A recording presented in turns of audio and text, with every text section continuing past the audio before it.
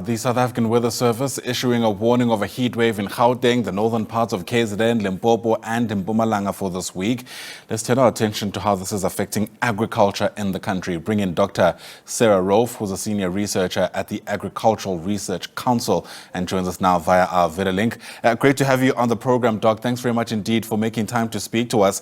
We are certainly feeling the impact of this heat wave, and the warnings have been very clear over the week gone by. But what's been your assessment of just how much of an impact this could have on agriculture in the country? Good morning, Ayanda, and thank you so much for inviting me to join for this interview today.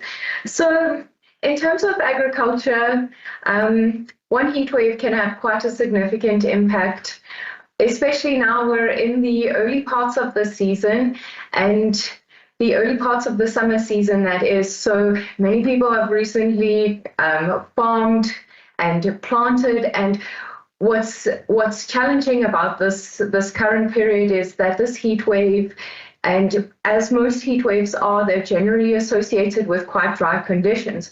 So what this means is that the rains haven't necessarily properly manifested this year, so crops are not necessarily getting enough moisture in their soils, and livestock as well, especially in hotter parts of the country, especially like the Karoo regions and those central northwest regions. Livestock have certain heat tolerances. And unfortunately, big implications could be like loss of smaller livestock due to overheating, not enough resources, not enough water. So there can be quite severe implications from this extended period of hot weather. And of course, people in the sector itself quite literally also study these weather events. The question I'm trying to get to is, could they have done anything to kind of anticipate what we've seen in this kind of week in order to mitigate against the effects you've just described? Well, certainly there are many types of strategies that can be put in place. So people can consider various types of adaptation strategies for livestock. There are a range of things that can be done, especially thinking about the young livestock. They can be put in shaded areas or cooler areas, but oftentimes these types of adaptation strategies, they rely on resources, and in many instances, especially smallholder farmers in South Africa, they don't always have the resources that are necessary for them to actually be able to apply different types of adaptation strategies. For the crop farmers, various things towards conserving their soil moisture can also be undertaken, various aspects such as mulching, for example, and it just depends in terms of how much resources farmers actually have available to them in terms of how much and to what extent they can adapt to these conditions, because unfortunately they've hit us, and we are in the summer season, which is prevalent for heat waves, and many heat waves do occur, especially when conditions are dry. So yeah, but there are quite a lot of strategies that can be applied. No, fair enough. You touched on us being around the harvesting season of the cycle, if you like. And given these adverse weather conditions, I mean, if it's not the extreme heat, in some instances, it's flooding that we're seeing in parts of the country.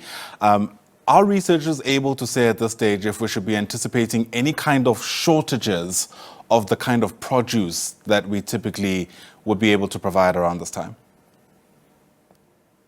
So we're not necessarily in the harvest season. What I meant is that we're more so in like the sowing period. So farmers have definitely sown many of their crops. Some maybe haven't necessarily done that, but it's towards the end of the season that we will start to consider harvesting. So right. Perhaps May, April time then. But in terms of forecasting, the effects, I think right now you can get a view, especially if you consider seasonal forecasting, crop modeling applications. One can get a view of or at least a rough estimate of some projections in terms or forecasts in terms of yield. However, at least what I've seen so far in terms of maize, for example, perhaps they might very well be somewhat below average, especially, we're not having good rains during these key periods for our crops. So that can definitely have an impact on yields towards the end of the season. Yeah, and I was going to go in towards that direction as we round off our discussion, just about taking stock of the rains we've received so far. It certainly does feel like it's less than anticipated at the very least, and I know forecasters work with that, but what's the data suggesting?